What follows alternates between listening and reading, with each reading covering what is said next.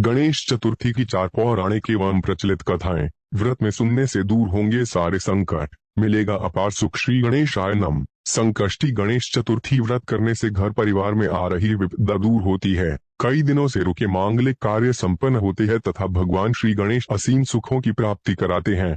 माह की किसी भी चतुर्थी के दिन भगवान श्री गणेश की पूजा के दौरान संकष्टी गणेश चतुर्थी व्रत की कथा पढ़ना अथवा सुनना जरूरी होता है। इससे संबंधित 4 कथाएं प्रचलित हैं। यहाँ पाठकों के लिए प्रस्तुत हैं श्री गणेश की 4 कथाएं। आइए आप भी सुने। पहली कथा पौराणिक एवं प्रचलित। श्री गणेश कथा के अनुसार एक बार देवता कई विपदाओं में घिरे थे। तब वह मदद मांगने भगवान शिव के पास आए। उस समय शिव के साथ कार्तिकेय तथा गणेश जी भी बैठे थे। देवताओं की बात सुनकर शिव जी ने कार्तिकेय व गणेश जी से पूछा कि तुम में से कौन देवताओं के कष्टों का निवारण कर सकता है। तब कार्तिकेय व गणेश जी दोनों ने ही स्वयं को इस कार्य के लिए सक्षम बताया। इस पर भगवान शिव ने दोनों की परीक्षा लेते हुए कहा कि तुम दोनों में से जो सबसे पहले पृथ्वी की परिक्रमा करके आएगा वही देवताओं की मदद करने जाएगा। भगवान शिव के मुख से यह वचन सुनते ही कार्तिकेय अपने वाहन मोर पर बैठकर पृथ्वी की परिक्रमा के लिए निकल गए, परंतु गणेश जी सोच में पड़ गए कि वह चूहे के ऊपर चढ़कर सारी पृथ्वी की परिक्रमा करेंगे तो इस कार्य में उन्हें बहुत समय लग जाएगा। तभी उन्हें एक उपाय सूझा। गणेश अपने स्थान से उठे और अपने माता पिता की 7 बार परिक्रमा करके वापस बैठ गए। परिक्रमा करके लौटने पर कार्तिकेय स्वयं को विजेता बताने लगे। तब शिव जी ने श्री गणेश से पृथ्वी की परिक्रमा न करने का कारण पूछा। तब गणेश ने कहा, दश माता पिता के चरणों में ही समस्त लोक हैं। यह सुनकर भगवान शिव ने गणेश जी को देवताओं के संकट दूर करने की आज्ञा दी। इस प्रकार भगवान शिव ने गणेश जी को आशीर्वाद दिया कि चतुर्थी के दिन जो तुम्हारा पूजन करेगा और रात्रि में चंद्रमा को अर्घ्य देगा उसके तीनों ताप यानी दैविक ताप तथा भौतिक ताप दूर होंगे। इस व्रत को करने से व्रतधारी के सभी तरह के दुख दूर होंगे और उसे जीवन के भौतिक सुखों की प्राप्ति होगी। चारों तरफ से मनुष्य की सुख समृद्धि बढ़ेगी। पुत्र पौत्र आदि धन ऐश्वर्य की कमी नहीं रहेगी। गणेश चतुर्थी व्रत की दूसरी कथा। एक समय की बात है, राजा हरिश्चंद्र के राज्य में एक कुम्हार था। वह मिट्टी के बर्तन बनाता, लेकिन वे कच्चे रह जाते थे। एक पुजारी की सलाह पर उसने इस समस्या को दूर करने के लिए एक छोटे बालक को मिट्टी के बर्तनों के साथ आवा में डाल दिया। उस दिन संकष्टी चतुर्थी का दिन था। उस बच्चे की माँ अपने बेटे के लिए परेशान थी। उसने गणेश जी से बेटे की कुशलता की प्रार्थना की। दूसरे दिन जब कुम्हार ने सुबह उठकर देखा तो आवा में उसके बर्तन तो पक गए थे, लेकिन बच्चे का बाल बांका भी नहीं हुआ था। वह डर गया और राजा के दरबार में जाकर सारी घटना बताई। इसके बाद राजा ने उस बच्चे और उसकी मां को बुलवाया तो मां ने सभी तरह के विघ्न को दूर करने वाली संकष्टी चतुर्थी का वर्णन किया। इस घटना के बाद से महिलाएं संतान और परिवार के सौभाग्य के लिए संकट चौथ का व्रत करने लगीं। तीसरी कथा। एक समय की बात है कि विष्णु भगवान का विवाह लक्ष्मी जी के साथ निश्चित हो गया। विवाह की तैयारी होने लगी। सभी देवताओं को निमंत्रण भेजे गए, परंतु गणेश जी को निमंत्रण नहीं दिया। कारण जो भी रहा हो, अब भगवान विष्णु की बारात जाने का समय आ गया। सभी देवता अपनी पत्नियों के साथ विवाह समारोह में आए। उन सब ने देखा कि गणेश जी कहीं दिखाई नहीं दे रहे हैं। तब वे आपस में चर्चा करने लगे कि क्या गणेश जी को नहीं होता है या स्वयं गणेश जी ही नहीं आए हैं। सभी को इस बात पर आश्चर्य होने लगा।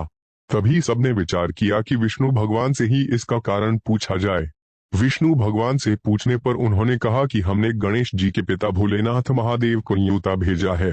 यदि गणेश जी अपने पिता के साथ आना चाहते तो आ जाते, अलग से न्योता देने की कोई आवश्यकता भी नहीं थी।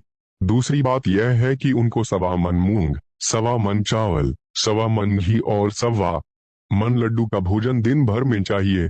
यदि गणेश जी नहीं आएंगे तो कोई बात नहीं, दूसरे के घर जाकर इतना सारा खाना पीना अच्छा भी नहीं लगता। इतनी वार्ता कर ही रहे थे कि किसी एक ने सुझाव दिया, यदि गणेश जी आ भी जाएं तो उनको द्वारपाल बनाकर बैठा देंगे कि आप घर की याद रखना। आप तो चूहे पर बैठकर धीरे धीरे चलोगे तो बारात से बहुत पीछे रह जाओगे। यह सुझाव भी सबको पसंद आ गया, तो विष्णु भगवान ने भी अपनी सहमति दे दी। होना क्या था कि इतने में गणेश जी वहां आ पहुंचे और उन्हें समझा बुझाकर घर की रखवाली करने बैठा दिया। बारात चल दी। तब नारद जी ने देखा कि गणेश जी तो दरवाजे पर ही बैठे हुए हैं, तो वे गणेश जी के पास गए और रुकने का कारण पूछा। गणेश जी कहने लगे कि विष्णु भगवान ने मेरा बहुत अपमान किया है। नारद जी ने कहा कि आप अपनी मूषक सेना को आगे भेज दें तो वे रास्ता खोद देगी जिससे उनके वाहन धरती में धंस जाएंगे, तब आपको सम्मान पूर्वक बुलाना पड़ेगा। अब तो गणेश जी ने अपनी मूषक सेना जल्दी से आगे भेज दी और सेना ने जमीन पोली कर दी।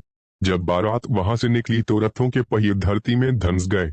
लाख कोशिश करें परंतु पहिए नहीं निकले। सभी ने अपने अपने उपाय किए परंतु पहिए तो नहीं निकले बल्कि जगह जगह से टूट गए। किसी की समझ में नहीं आ रहा था कि अब क्या किया जाए। तब तो नारद जी ने कहा, आप लोगों ने गणेश जी का अपमान करके अच्छा नहीं किया। यदि उन्हें मनाकर लाया जाए तो आपका कार्य सिद्ध हो सकता है और यह संकट टल सकता है। शंकर भगवान ने अपने दूत नंदी को भेजा और वे गणेश जी को लेकर आए। गणेश जी का आदर सम्मान के साथ पूजन किया। तब कहीं रथ के पहिए निकले। अब रथ के पहिए निकल को गए परंतु वे टूट फूट गए तो उन्हें सुधारे कौन। पास के खेत में खाती काम कर रहा था, उसे बुलाया गया। खाती अपना कार्य करने के पहले श्री गणेशाय नमः कहकर गणेश जी की वंदना मन ही मन करने लगा। देखते ही देखते खाती ने सभी पहियों को ठीक कर दिया।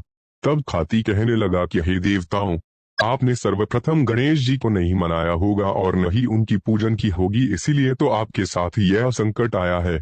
हम तो मूर्ख अज्ञानी हैं, फिर भी पहले गणेश जी को पूजते हैं, उनका ध्यान करते हैं। आप लोग तो देवतागण हैं, फिर भी आप गणेश जी को कैसे भूल गए। अब आप लोग भगवान श्री गणेश जी की जय बोलकर जाएं, तो आपके सब काम बन जाएंगे और कोई संकट भी नहीं आएगा। ऐसा कहते हुए बारात वहां से चल दी और विष्णु भगवान का लक्ष्मी जी के साथ विवाह संपन्न करा के सभी सकुशल घर लौट आए। हे गणेश जी महाराज, आपने विष्णु को जैसो कारज सारियो ऐसो कारज सबको सिद्ध कर जो। बोलो गजानन भगवान की जय। तब बालक को वरदान देकर श्री गणेश अंतर्ध्यान हो गए। इसके बाद वह बालक कैलाश पर्वत पर पहुंच गया और कैलाश पर्वत पर पहुंचने की अपनी कथा उसने भगवान शिव को सुनाई। चौपड़ वाले दिन से माता पार्वती शिव जी से विमुख हो गई थी। देवी के रुष्ट होने पर भगवान शिव ने भी बालक के बताए अनुसार 21 दिनों तक श्री गणेश का व्रत किया। इस व्रत के प्रभाव से माता पार्वती के मन से भगवान शिव के लिए जो नाराजगी थी वे समाप्त हो। चौथी कथा दश श्री गणेश चतुर्थी व्रत की पौराणिक कथा के अनुसार एक बार भगवान शिव तथा माता पार्वती नर्मदा नदी के किनारे बैठे थे। वहां माता पार्वती ने भगवान शिव से समय व्यतीत करने के लिए चौपड़ खेलने को कहा।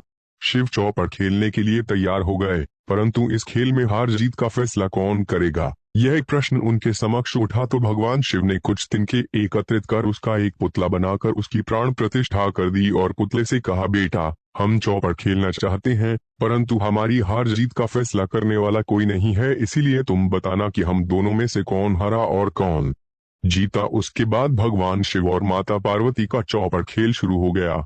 यह खेल 3 बार खेला गया और संयोग से तीनों बार माता पार्वती यही जीत गई। खेल समाप्त होने के बाद बालक से हार जीत का फैसला करने के लिए कहा गया तो उस बालक ने महादेव को विजयी बताया। यह सुनकर माता पार्वती क्रोधित होगी और क्रोध में उन्होंने बालक को लंगड़ा होने, कीचड़ में पड़े रहने का श्राप दे दिया। बालक ने माता पार्वती से माफी मांगी और कहा कि यह मुझसे अज्ञानतावश ऐसा हुआ है, मैंने किसी द्वेष भाव में ऐसा नहीं किया। बालक द्वारा क्षमा मांगने पर माता ने कहा, यहाँ गणेश पूजन के लिए नाग कन्याएं आएंगी, उनके कहे अनुसार तुम गणेश व्रत करो, ऐसा करने से तुम मुझे प्राप्त करोगे। यह कहकर माता पार्वती शिव के साथ कैलाश पर्वत पर चली गईं। 1 वर्ष के बाद उस स्थान पर नाग कन्याएं आईं। तब नाग कन्याओं से श्री गणेश के व्रत की विधि मालूम करने पर उस बालक ने 21 दिन लगातार गणेश जी का व्रत किया। उसकी श्रद्धा से गणेश जी प्रसन्न हुए। उन्होंने बालक को मनोवांछित फल मांगने के लिए कहा। उस पर उस बालक ने कहा, हे विनायक, मुझ में इतनी शक्ति दीजिए कि मैं अपने पैरों से चलकर अपने माता पिता के साथ कैलाश पर्वत पर पहुंच सकूं और वे यह देख प्रसन्न हों। तब बालक को वरदान देकर श्री गणेश अंतर्ध्यान हो गए। इसके बाद वह बालक कैलाश पर्वत पर पहुंच गया और कैलाश पर्वत पर पहुंचने की अपनी कथा उसने भगवान शिव को सुनाई। चौपड़ वाले दिन से माता पार्वती शिव जी से विमुख हो गई थी। देवी के रुष्ट होने पर भगवान शिव ने भी बालक के बताए अनुसार 21 दिनों तक श्री गणेश का व्रत किया। इस व्रत के प्रभाव से माता पार्वती के मन से भगवान शिव के लिए जो नाराजगी थी वे समाप्त हो गई। तब यह व्रत विधि भगवान शंकर ने माता पार्वती को बताई। यह सुनकर माता पार्वती के मन में भी अपने पुत्र कार्तिकेय से मिलने की इच्छा जागृत हुई। तब माता पार्वती ने भी 21 दिन तक श्री गणेश का व्रत किया तथा दूर्वा, फूल और लड्डुओं से गणेश जी का पूजन अर्चन किया। व्रत के 21वें दिन कार्तिकेय स्वयं माता पार्वती जी से आ मिले। उस दिन से श्री गणेश चतुर्थी का यह व्रत समस्त मनोकामनाओं की पूर्ति करने वाला व्रत माना जाता है। इस व्रत को करने से मनुष्य के सारे कष्ट दूर होकर मनुष्य को समस्त सुख सुविधाएं प्राप्त होती हैं। मित्रों, यदि आपको यह कथा पसंद आई हो तो कृपया इसे लाइक, शेयर और